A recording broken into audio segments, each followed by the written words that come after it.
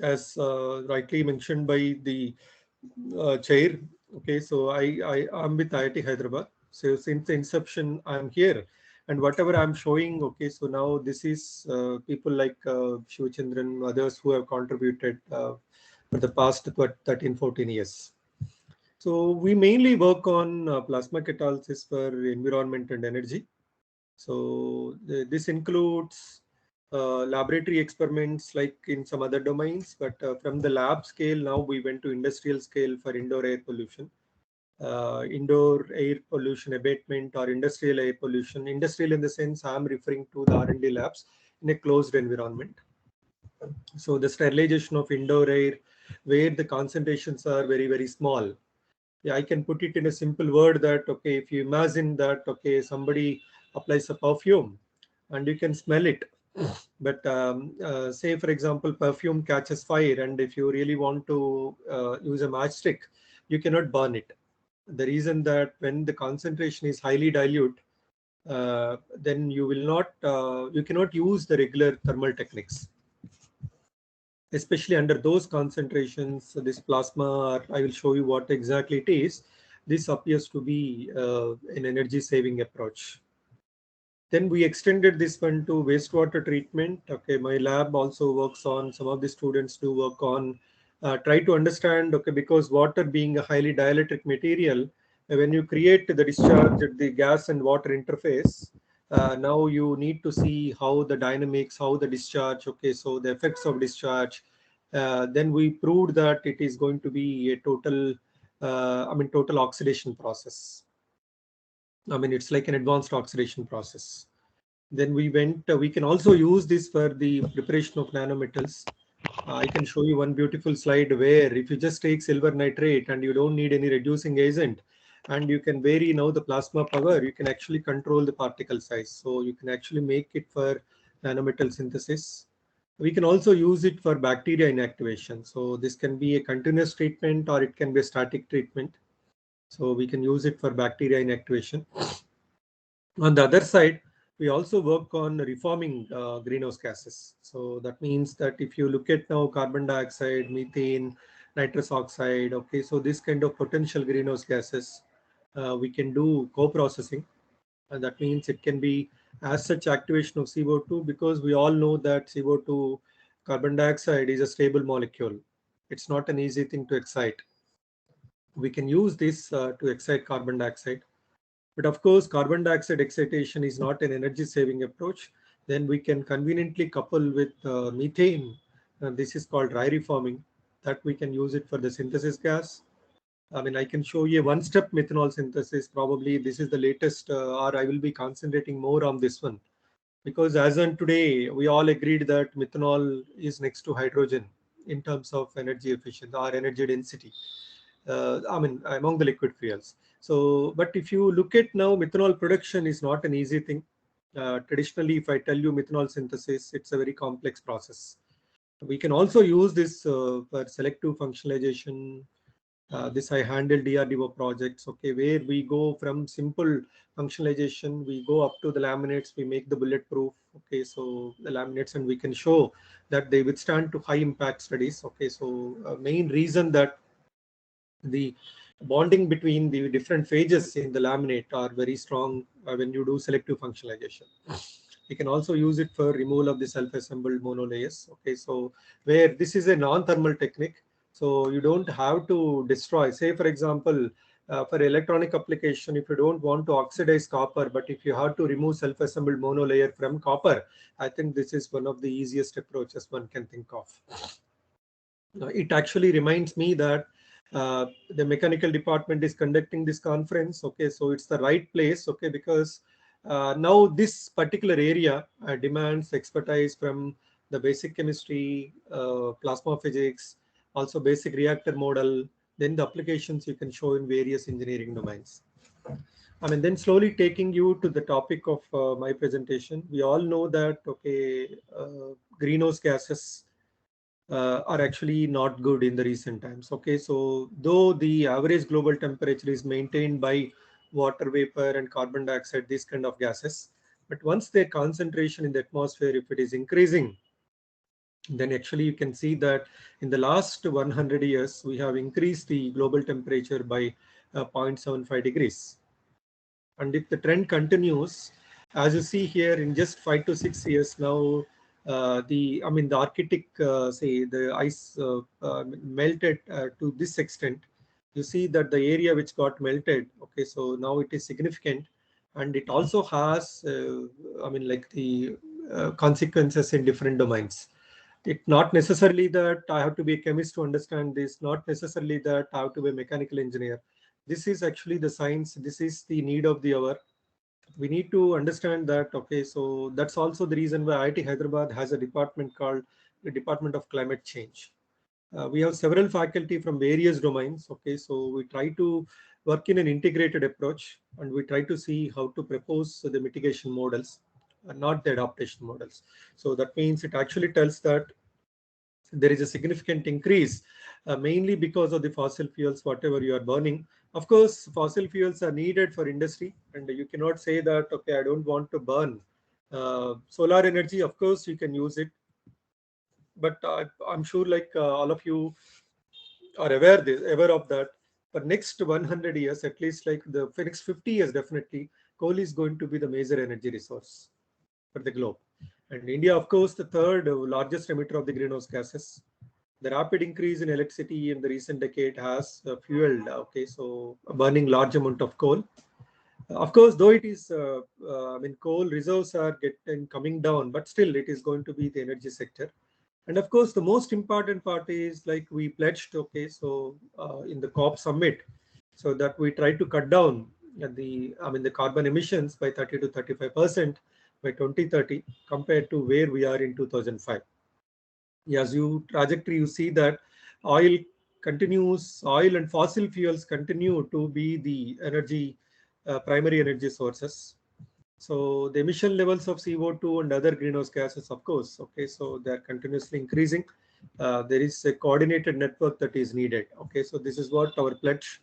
It also plans for 40% installed electricity capacity from renewables or by nuclear by 2030.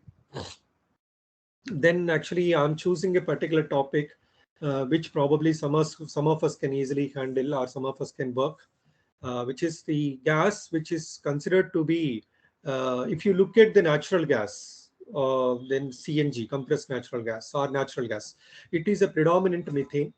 But of course, the problem with methane is very much higher. If you look at now the global warming potential, it is more than that of carbon dioxide. So that's the main issue with respect to the carbon dioxide. So it has a significant absorption in the long wavelength region, especially carbon hydrogen. If you look at now carbon hydrogen stretching of methane is around 3000, 2950 or whatever. So now the primary pollutant, it's an air pollutant. It's actually highly reducing gas. So methane is considered to be a toxic gas, but mainly produced by anaerobic process. In the atmosphere, of course, there is a considerable role of methane. Okay, so especially if you take the simplest hydrocarbon, then this is known to be oxidized by hydroxyl as well as hydroperoxy radicals.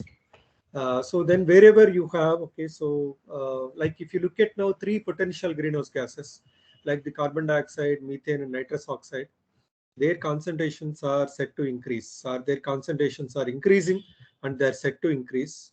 But of course, methane is a very, very small contributor in this. But the main problem is its contribution is more than that of carbon dioxide. The main issue here is that if you look at methane, it participates in the atmospheric reactions. Okay, so it affects the climate. It affects now, say, for example, methane, proposing as a simple hydrocarbon. So it involves in the formation of various radicals. Okay, so then it also can lead to the photochemical smog. Okay, these kind of things which are in the atmospheric life cycle it has.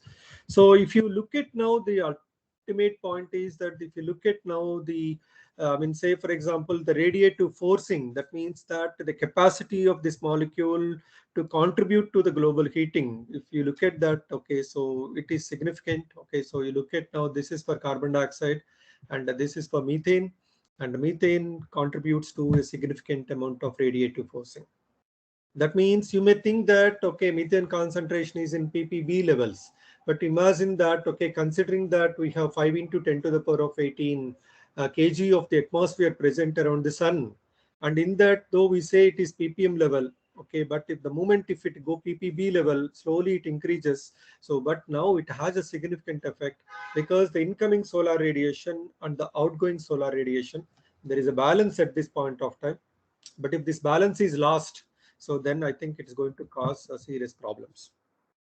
Because methane, as I mentioned, that globally methane increases the hydrogen peroxide in the atmosphere. It has a longer lifetime. For say, for example, methane and O3, they have longer lifetime. They contribute to global warming. And if a molecule is present, it remains in the atmosphere for a longer period.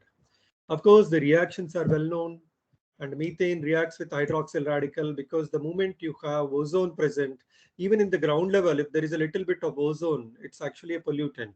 Ozone present in the higher atmosphere is good, but if the ozone present in the ground level, it can immediately lead to the formation of hydroxyl radicals. And the once if you have hydroxyl radicals, then eventually the methane chemistry is well known.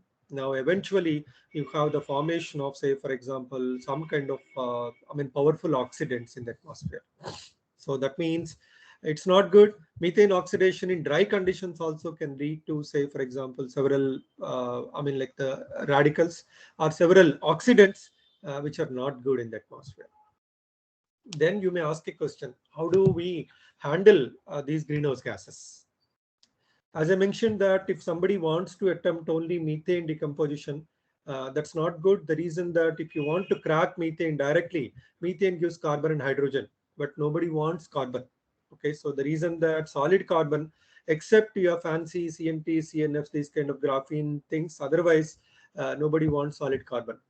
Then what you need to do, if you want to use methane as energy source, let it be basically for the complete combustion giving you carbon dioxide, or methane reaction, which is a traditional steam reforming reaction that basically gives you the hydrogen out. This is basically the synthesis gas, but you all see that methane being a stable molecule, its activation is not easy, and you see that it's a highly endothermic reaction.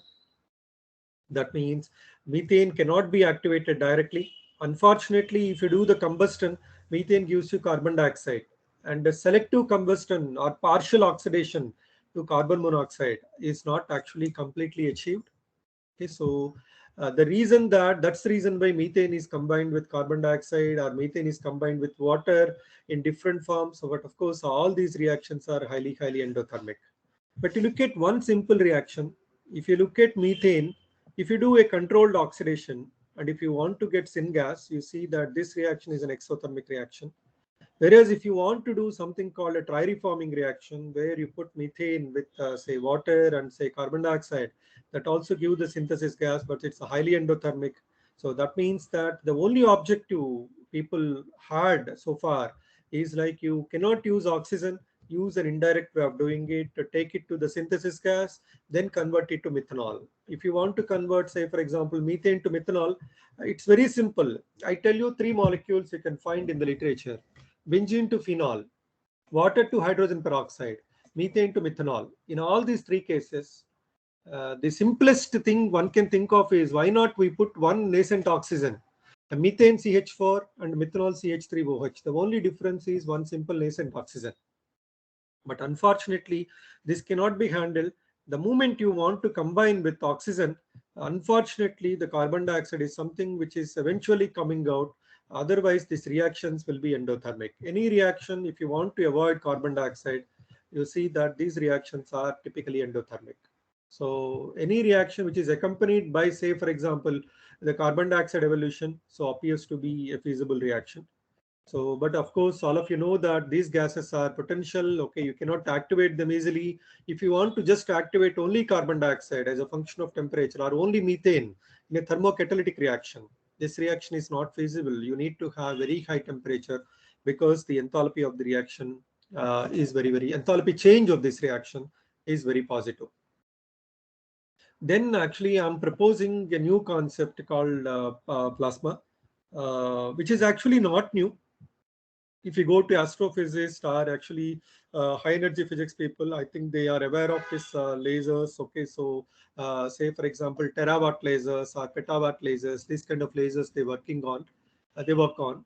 So especially in the nature, if you look at whenever there is a lighting taking place, okay, so then actually you can see that the lighting, whatever you could feel, okay, so that is mainly due to some kind of static electricity which is generated, and that is basically giving you this kind of a thing. But if you look at now a solid, if you supply energy, it will be converted to liquid. And if you continuously supply, you have gas. And if you just keep on increasing the energy at one point of time, you have a situation called an ionized state. And depending on the degree of ionization you have, so this can be a thermal plasma and a non-thermal. So eventually you have various species present. You have electrons, you have ions, you have radicals, you have energy, you have radiation. But if all these species have the same temperature, then you call it like thermal plasma. But if electrons are selectively energized, then this is called non-thermal plasma. Very simple to understand. If you look at sun, okay, so the average sun surface temperature is 5500 Kelvin. If you imagine that one, so that essentially tells me that, okay, it's an average temperature. But now you know that the kinetic theory of the gases predominantly tells you that. So depending on the molecular weight of the material, okay, so say for example, not necessarily that two molecules should have the same temperature. So that means if the electron temperature is very high and the rest of the things are, that means imagine a situation where the degree of ionization is not very high, then you call it non-thermal. And if the degree of ionization is close to 100%, then all these species have nearly the same temperature.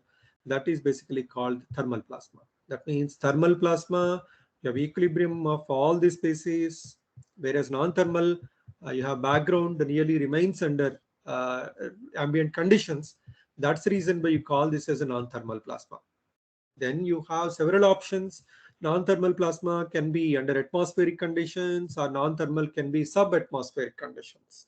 So, but for practical applications, sub-atmospheric conditions are good.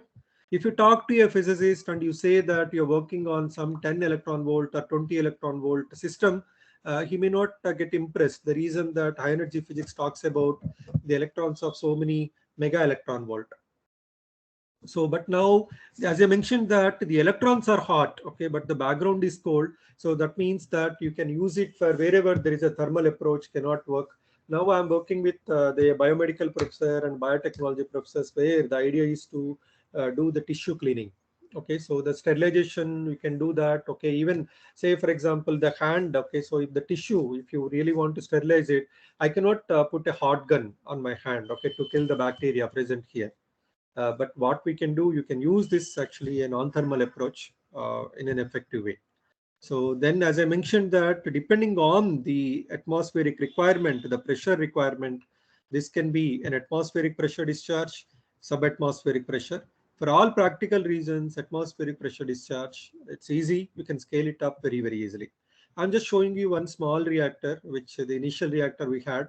You see that, okay, so now between the two electrodes when you create, and this is what you can find, you have an inner electrode and the stainless steel mesh is the outer electrode. Now you just apply the potential between these two electrodes. For safety reasons, you have the ground electrode, outer electrode as the ground electrode. Then you see that no, this uniform plasma discharge you can create. Now if you push a molecule through, then the molecule really goes through the uniform discharge zone and it gets activated. And if you couple, this is just like a black box. You can model this reaction by using various softwares like Boltzmann or whichever software, but unfortunately you cannot control the reaction in a better way. To control this reaction, you need to combine with the catalyst. If you don't put a catalyst, then what actually happens is it's a non-selective reaction. To increase the selectivity, you can combine the catalyst. If you don't use a catalyst, it is a non-thermal plasma reactor. The moment you combine a catalyst with this one, then it is like a catalytic plasma approach. And that is what I'm actually going to explain to you. But it's very simple to understand. Actually, the origins are with electrical high voltage engineering. A non-thermal, normal temperature and pressures, a gas acts as an insulating material. It's a dielectric material, but of course, each material has its own dielectric strength. So when the high voltage is applied between these two electrodes, then the gas becomes a conductor. At one point of time, an electrical breakdown occurs. So that means that the ionization, you can think this way, if you are bombarding the molecule with the high energy electrons, so then these electrons will ionize the material. So that means one electron is leading to the several electrons. That means that you are generating the current. At one point of time, the avalanche of the electrons, okay, so is something which creates in the form of a burst. So that will create like a streamer. Normally, a high voltage electrode to the ground electrode, the streamer passes. When one electron collides with a neutral particle, a positive ion as shown here, and another electron is generated. That's basically like, okay, as you see here.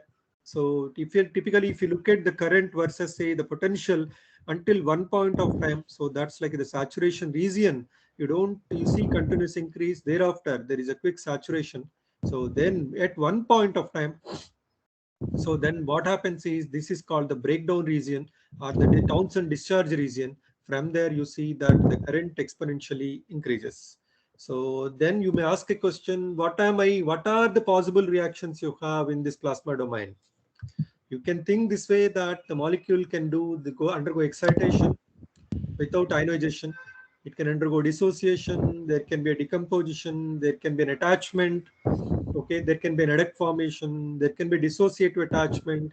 There can be a complete ionization. Of course, there can be also a recombination. So that means that you can propose variety of reactions which are otherwise not possible in regular thermal catalysis. Because if you really look at a thermal system, you know that any reaction is governed by two different factors. One is a thermodynamic stability of the products and the kinetic stability of the products. So then you cannot control much. But of course, in this case, okay, there is a possibility of tuning the reaction. The way it is shown here, you can simply send a molecule. Okay, you see the product, but you cannot control much. Then what you can basically do is like you can go with the dielectric packing, you can go with the material packing. Okay, so you can go with the catalyst packing. That means this doesn't have to be a catalyst. At the moment you pack it, it alters now the characteristics. So the way you dielectric packing you do, it improves the performance. One biggest advantage is you don't need a DC reactor. Okay, you can operate this one with the AC potential. Then the reduced electric field generated by the DBDs in usually say for example of the order of say for example 100 TD. So this produces high energy electrons. But industrially, if you look at now, there is nothing new in what I'm saying. Plasma physics is a well-known domain. So where people use this is especially in the coal industry or thermal power plants. The well-known electrostatic precipitator, whichever you are using it for years together. So they basically work with discharge. As simple as that. So that means influence of the presence of catalyst can be modeled as a function of enhanced electric field, extended plasma regime, increasing the retention time of the pollutant, and increasing the pollutant concentration locally. And if you look at plasma discharge on catalyst, okay, so especially for gaseous abatement, can actually be due to the enriched gas stream reaction with the steamers, whatever you have. Just one way to appreciate all of you. You look at now, this is a CO2 molecule. The carbon dioxide molecule, you know that this is a symmetric stretch, this is a bending and asymmetric stretch. And if the dissociation has to be controlled, then you look at now the CO plus O is something like, okay, which forms. But if you want to tap on the vibrational energy, so because plasma has a variety of energetic spaces, and in a non-selective way, you can, in a non-thermal way, you can induce these reactions, which are otherwise not possible. So now people are heavily working with plasma reactors, especially for CO2 activation. So that means I just took that these are the minimum things you need, okay, to carry out these reactions. This is actually the circuit you can propose it for this reactor. Okay, so because there is a voltage, okay, so you need to apply, and there is basically, for example, this the capacitance due to the gas and capacitance due to the dielectric. Okay, so then since you are connecting in series to them, okay, this is how you can model. And if a typical voltage charge plot, if you want to make, this is a perfect parallelogram, and from that you can actually calculate, okay, how much power that is dissipated. Of course, you need to have a high voltage probe.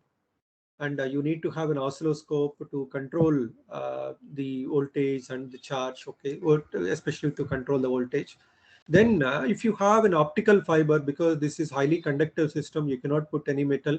If you have an optical fiber, you can use emission spectrometer.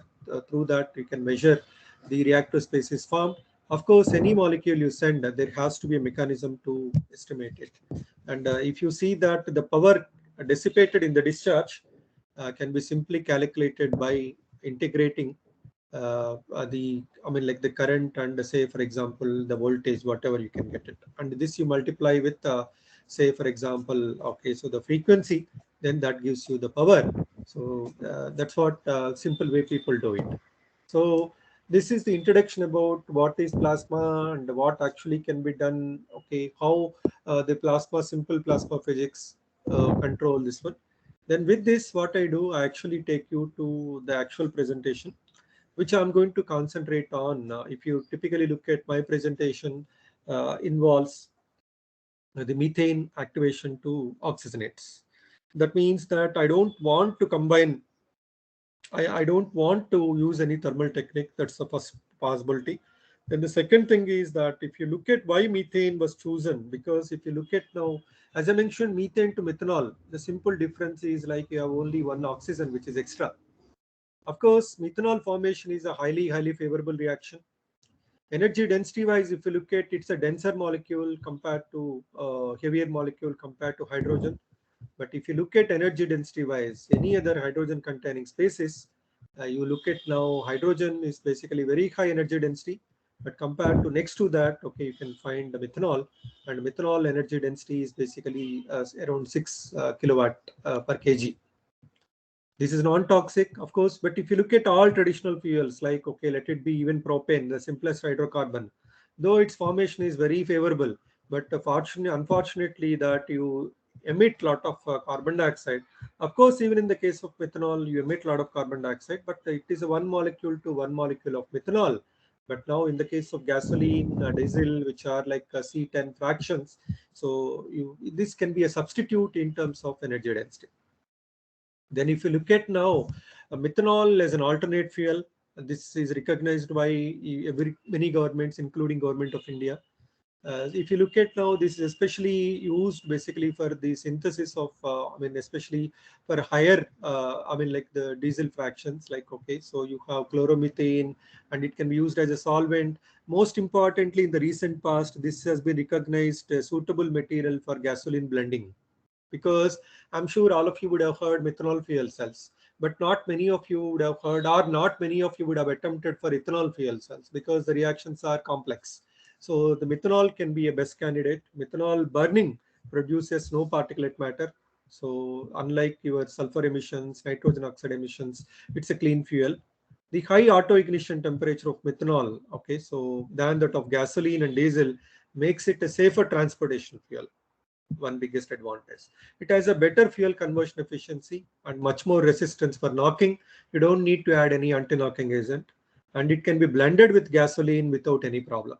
So that means that if you typically look at the Niti Aayog plan for India, it is proposed that, okay, you need to substitute 10% of crude oil imports by 2030 by methanol, and that typically demands around 30 metric tons of methanol, which is needed.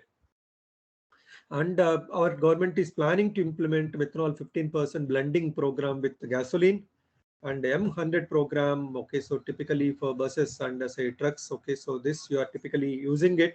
And if you typically look at now direct methanol as a transportation fuel, okay, let it be the methanol fuel cells or methanol in the transportation sector is being tested, and it's a well-known thing, especially for countries, some of the countries. And if you look at now, okay, so in comparison with the, say, for example, methanol versus gasoline, and if you look at now high heat of vaporization, that means that it fires less likely, and high octane number, okay, so that means more knocking resistance. And if you look at now the flame speed, okay, so that means it's a tighter combustion control you can achieve with, say, for example, methanol. See, the blending of methanol is something which people can easily think of. Then if you ask somebody that how to produce methanol, okay, so it's not an easy thing for somebody. as I mentioned that, okay, so I mean methanol typically can be produced, okay, so by only two companies. They are the patented ones. Uh, I mean, like if you look at now the BASF process, okay, so in both the cases you will be surprised to see that methane initially reacts with water vapor that produces synthesis gas. This synthesis gas, say for example, okay, so you have methane steam reforming followed by water gas shift reaction. And if you typically look at now, the synthesis gas is something like which you are using it. So in a second way, like the gas to liquid process. So you see that now the CO or the carbon monoxide produced here or the synthesis gas you have. So that will be typically used for the conversion to methanol. That means it's a two-step process. Synthesis gas, okay, followed by a catalytic conversion of synthesis gas at extreme pressure conditions like 200 atmospheres. If you look at ISI process, okay, the gas flow, whereas mostly copper CJD catalyst works, and here also you need very high atmosphere. But you know that no MTBE, this kind of actually additives, whatever you have. So like methyl tertiary butyl ether, okay. So this kind of MTBE additives, whatever you have, or even ether, okay. So the DME, this kind of ethers, okay. So they can be the starting material is methanol, but unfortunately you cannot produce methanol very easily. The main problems are you look at now the reactions are normally endothermic. So you look at even the first reaction, the synthesis gas production, it is basically a highly endothermic approach. So then what you can do if you say that no, I will do a thermal oxidation, but unfortunately the thermal oxidation, though the reaction appears to be very choosy, very selective, but unfortunately one cannot stop the reaction because you see that no, so the CO2 and the H2 are the main products. Whenever you have a little bit of oxygen, deep oxidation is something like which is a dominant one, and the deep oxidation, okay, so is something which you don't want to handle it. But of course, if you really look for the selectivity, and you see that no, the selectivity is not very great, okay, because mostly the deep oxidation to give you carbon monoxide or even to carbon dioxide, these reactions are the dominant reactions. So then to control this reaction, you need to have an excess pressure. So that's one thing, you need to operate at very high pressures. And methanol selectivity controlling is a big problem.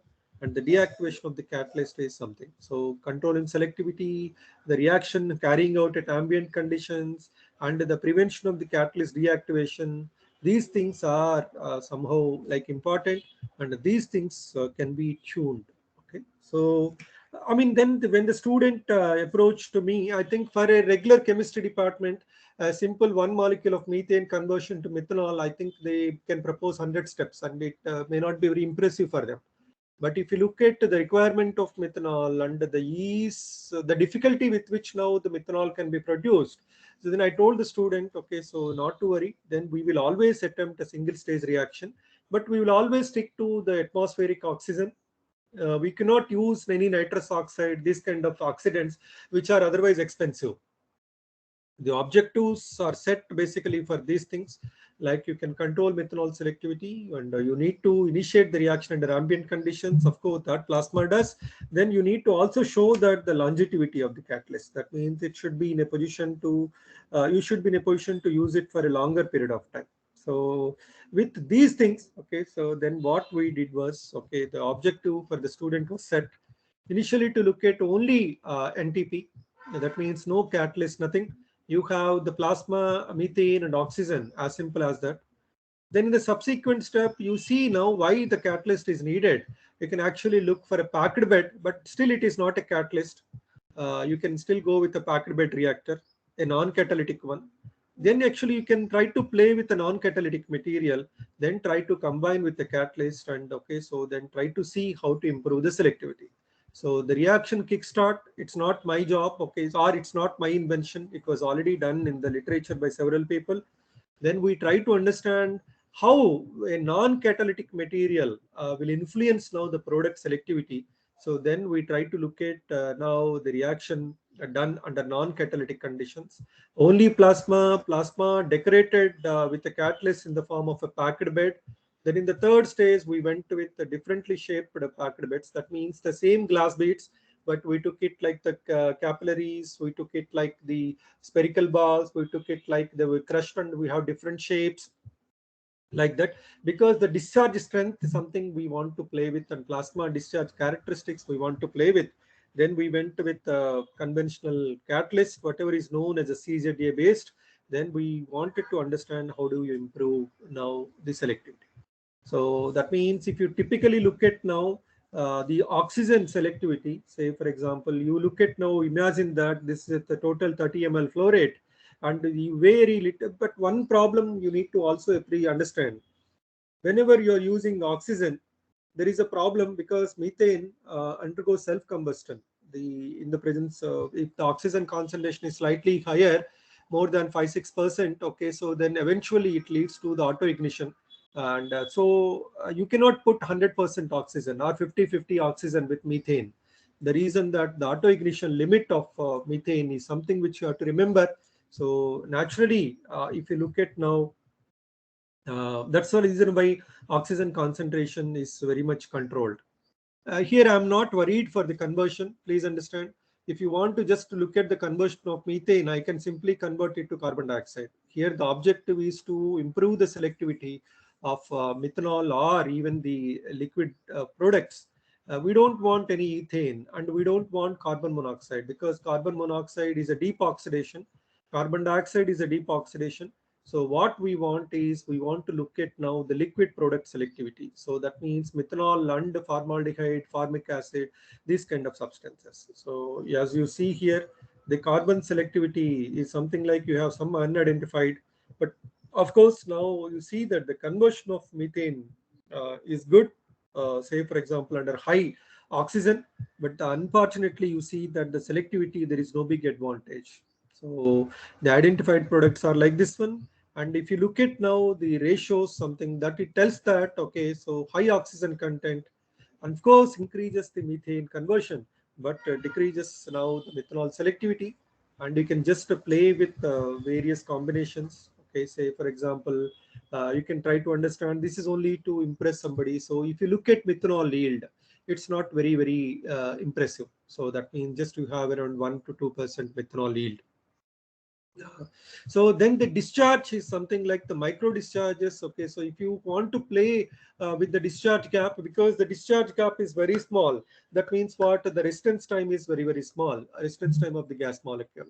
Then you can play with it. Okay, you try to understand that if the discharge gap is very high, then naturally the conversion is coming down. Why? Because the electrodes are far off now. Then you see that no, the CO oxidation and CO2 oxidation are dominant, and especially under low, I mean like the discharge gap. And you see that the methanol selectivity, somehow it is around 25%.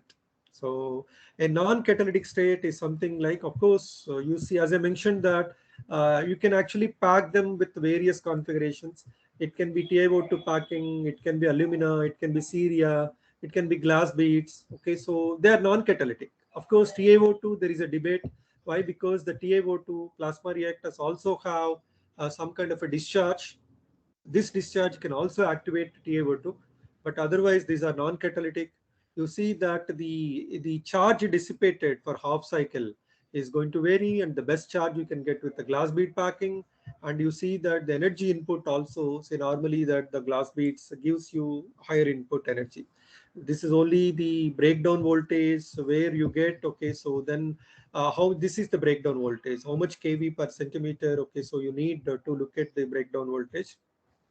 Then the packed bed, it actually tells that, okay, TaO2 slightly improves the activity. Okay, so but unfortunately it is not very active.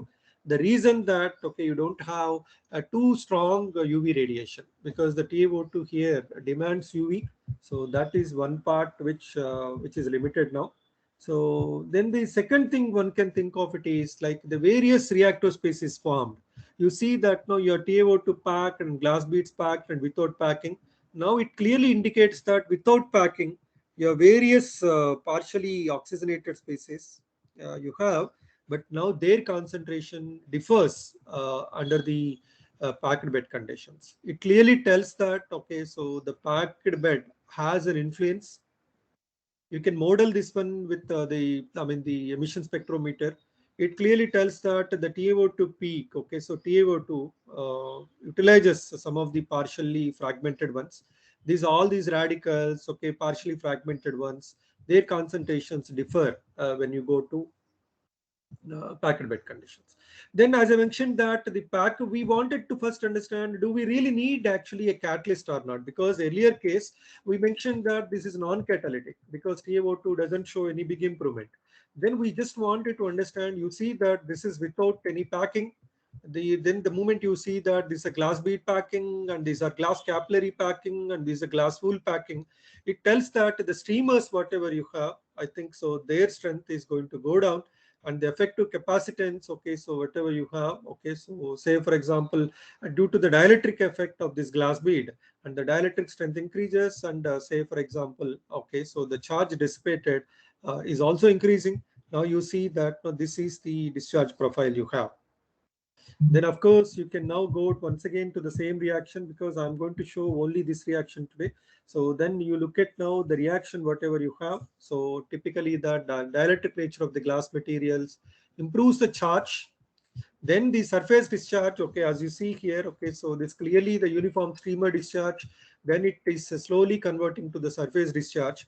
Once you have the surface discharge, okay, so then glass wool being most irregular, because we have cut it into various shapes, various sizes, because the wool, so now it actually blocks the liquid, it facilitates more reactions. So because of that, now you see that the energy efficiency increases, but unfortunately the glass beads still give you the better methanol selectivity. Whereas you see that like the glass wool, if you typically look at now, the efficiency, unidentified products are more even in this case. That means that you need to non-catalytic, this is what the reactions possible. These are the reactions possible. Typically you look at now methane, just putting with oxygen, you can actually excite them without any ionization. But the moment there, it can be a radical reaction or it can be ionization reaction. So that can eventually lead to various oxidants or various excited species. And these species can lead to, say, for example, if simple methane can give you hydrogen, and the methane can also be converted to ethane, and the methane radical can also lead to acetylene radical, or even the atmospheric reaction leading to methyl radical reacting with hydroxyl radical, that gives you methanol, and in a subsequent conversion it can go to formaldehyde.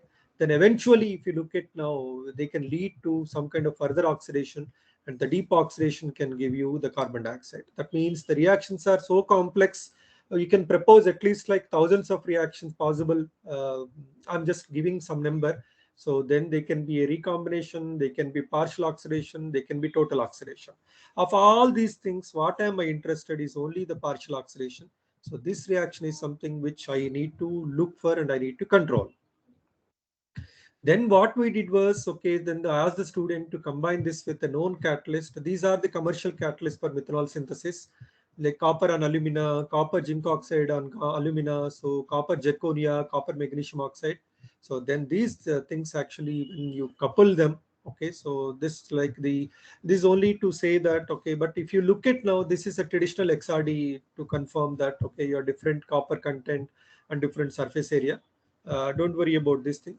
But if you look at now, say for example, okay, so the reaction performance wise, okay, if you want to really look at hydrogen versus, say for example, okay, so ethane reaction is that I don't want, please understand. Though if you really want to look at now, okay, so for example, the possibility of this one, if you look at now the methanol selectivity, and the methanol selectivity is actually good with respect to copper zirconia system, of the copper zirconia alumina system. And if you typically look at now the total selectivity of the liquid products, you have reasonable amount, okay, with the methanol, especially CZA based. So you need the catalyst. The possible way we can understand this is if you have these species, because earlier we were using pure oxygen. Then I told the student, from the commercial point of view, oxygen should not be very high, because you need to suppress the auto combustion. Under those conditions, you can actually do with simple air. Then it actually tells that these are the partially in the gas phase, these are the species formed. The role of the catalyst comes in selectively absorbing these species, or there is a preferential adsorption leading to methanol, but it should not undergo carbon dioxide. So then you need to look for a situation, even if there is a carbon dioxide, you need to suppress now the carbon dioxide evolution. That way you can do is you take a basic catalyst like magnesium oxide, and if the base holds now slightly acidic carbon dioxide, then there is hydrogen which is available to you. Then the CO2 hydrogenation can also take place to improve now the selectivity. And now you look at now in this case, okay, these two put together, the selectivity is close to 60-65%. So then in the subsequent stage, I think we wanted to probe the reaction. We wanted to understand how this is affecting. So then what we did was we took a known catalyst. We tried to understand the particle size effect. Okay, so nearly the same particle size. That is one thing which we need to understand, because many a time we give a comparison with the different particles. Of course, each material has its own domain wherein which it will behave like a nanomaterial. But I told the student always stick to nearly the same particle size of around 9 to 10 electron volt, 9 to 10 nanometers. So then you look at now the reducibility of the catalyst is something you need to worry about it is. So then this you can, then you need to look at now how good the catalyst is for carbon dioxide, the stabilization, because carbon dioxide is one of the products that may form. But if the carbon dioxide has more preference for the catalyst I'm using, then it doesn't come out, it stays inside, then I can see the reduction. So then we proposed to CO2 TPD to understand this one. Then we also went with the methane TPD to understand what is onset methane. Okay, so typically this is as a function of temperature. It actually tells that iron oxide typically on gamma alumina. Okay, so you have it here. Okay, it has slightly demands higher temperature. Then we also wanted to look at plasma characteristics. That means this is the power and this is the breakdown voltage you have. This is the charge, and charge is weighted for half cycle. And this is basically the the gas capacitance, okay, dielectric capacitance. And if you look at now the mean electron energy, so this is only plasma, and the moment you combine plasma with the catalyst, the mean electron energy increases, and the plasma you have with the catalyst nearly the same. That one information I can get it is like the mean electron energy increases in the presence of a catalyst packing. This is something which is impressive. The reason that if the mean electron energy increases, normally it should show the influence. Now you can actually see that, okay, you have various products that can be formed. It can be formic acid, it can be formaldehyde, and you can also see a little bit of acetic acid in some conditions. Okay, so this is what you can think about it. And if you actually look at now, the conversion of methane is normally good with iron oxide. Okay, so on gamma alumina.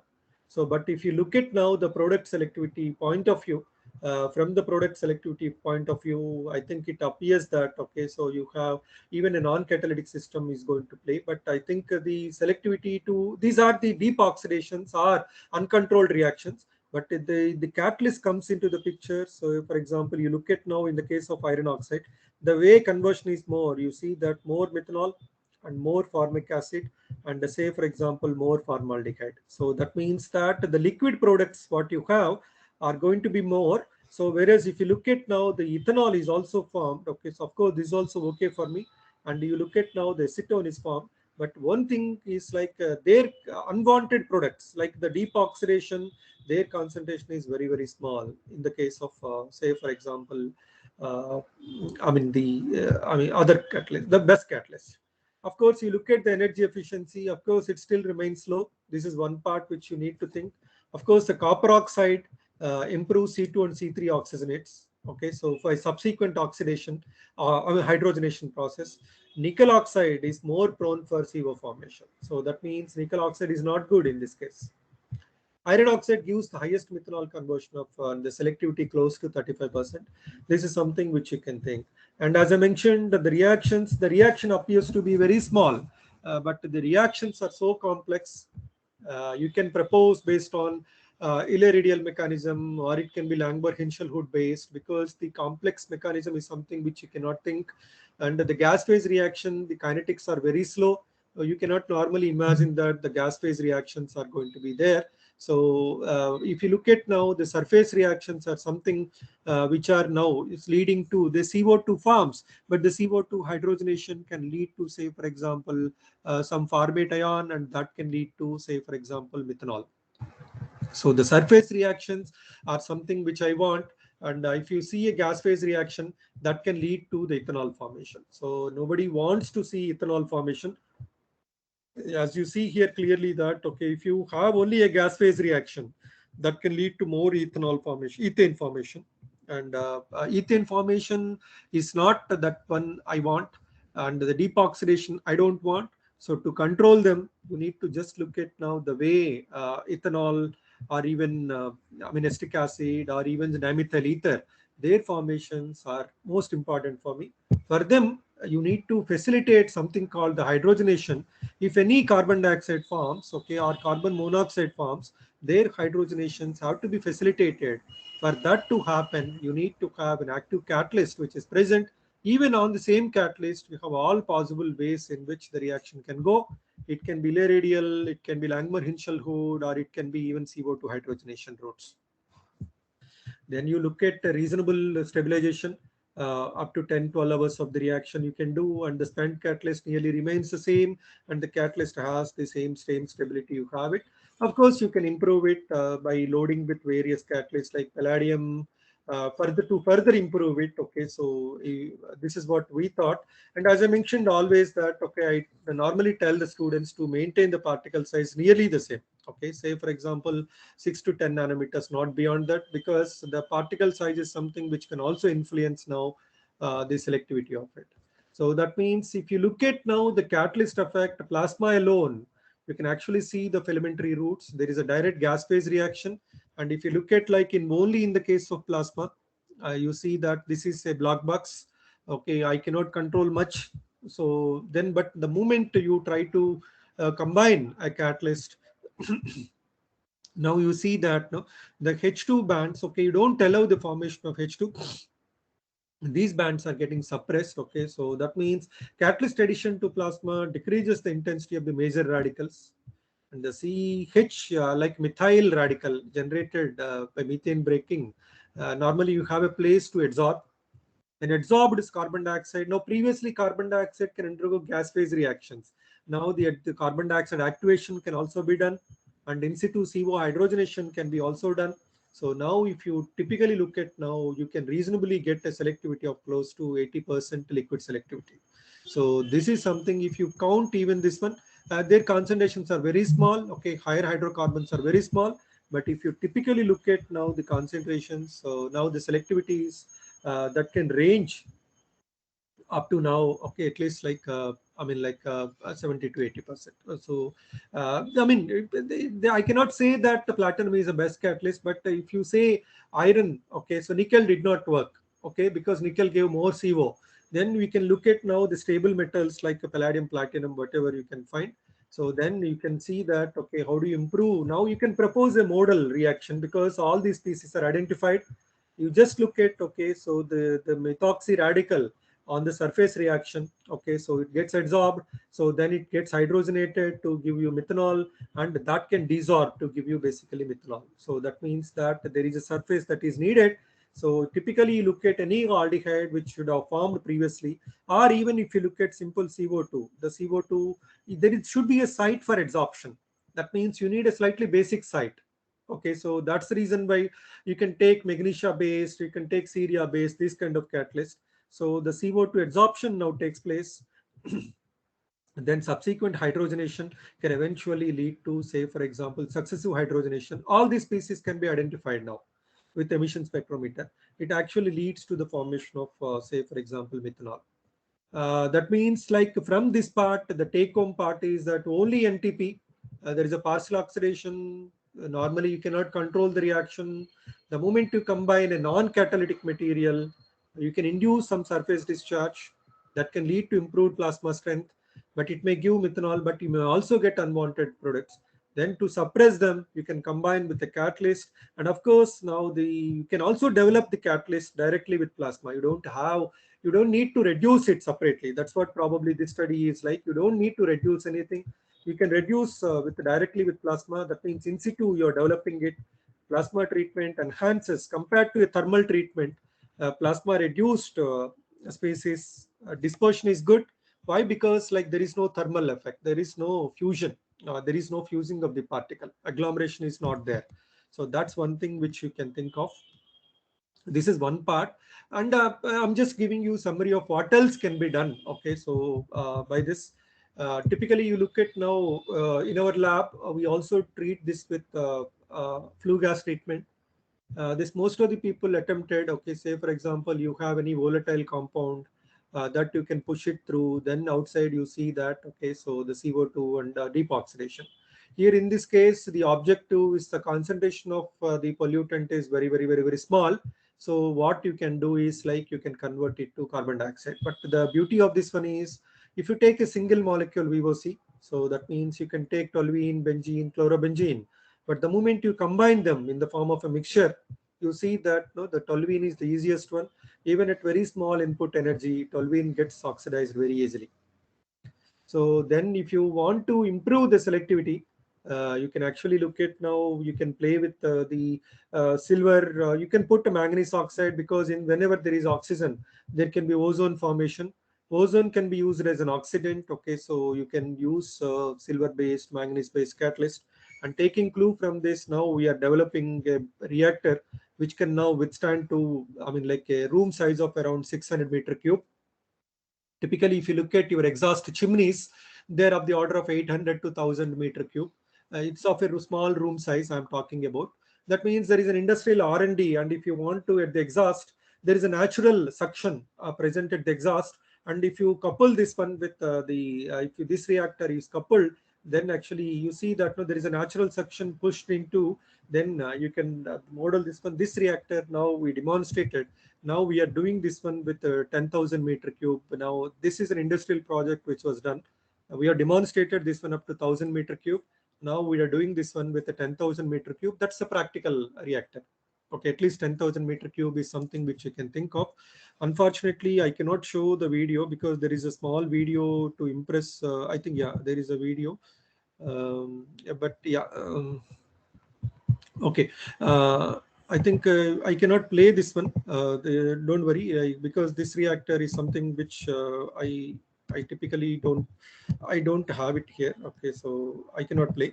Then I think I did something, so it's not moving.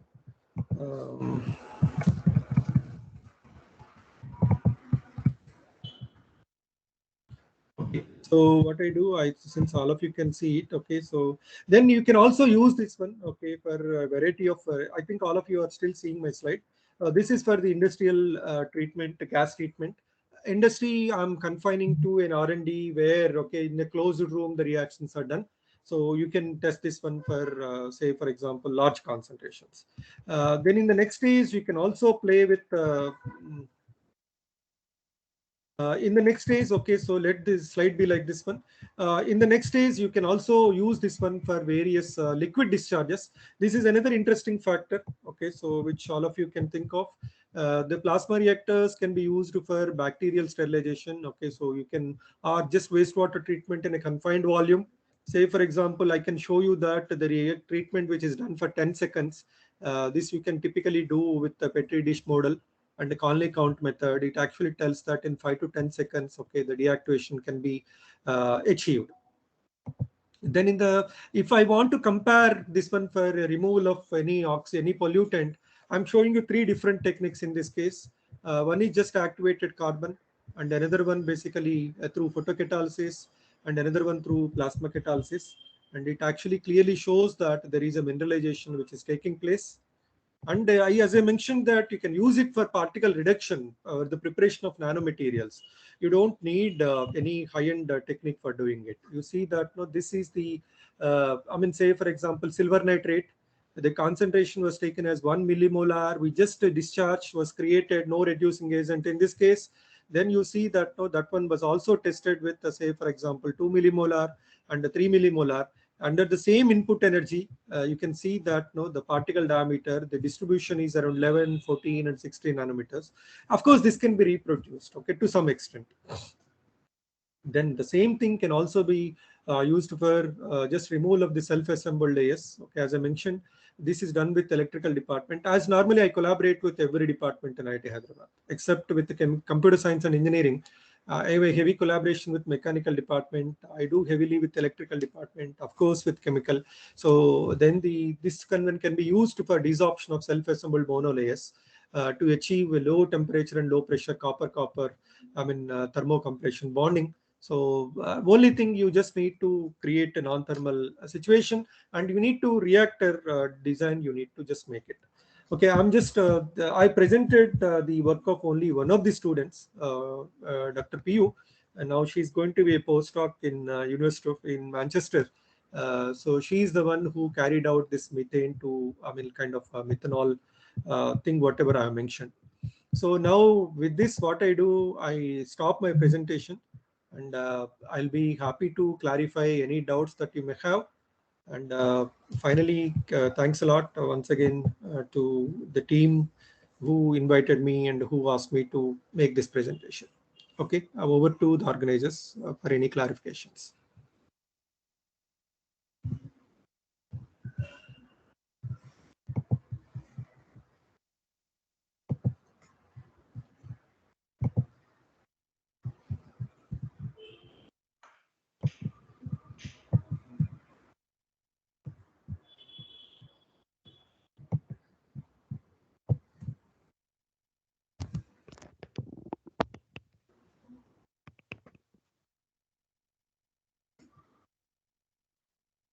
Thank you very much, Professor, for sharing your knowledge and your research ideas to us.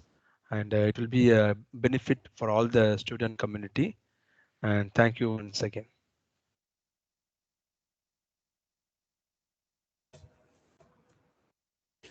Are we Dr. taking Raja? any questions? Are we taking any questions from audience? If they have anything, ask them to type or unmute, whatever. Any doubts? We will give your email ID to them, so they will communicate. Sure, perfect. Yeah, so we will communicate a professor's email ID to you. You can be in contact with the professor for continuing learning in the area professor has guided us. Okay, perfect. Thank you very much. In that case, I'm signing out. Okay, so I'm signing off. All the best for the future presentations, and I wish this conference be a great success, and it should be a knowledge imparting domain to all the audience. Thank you. Thank you.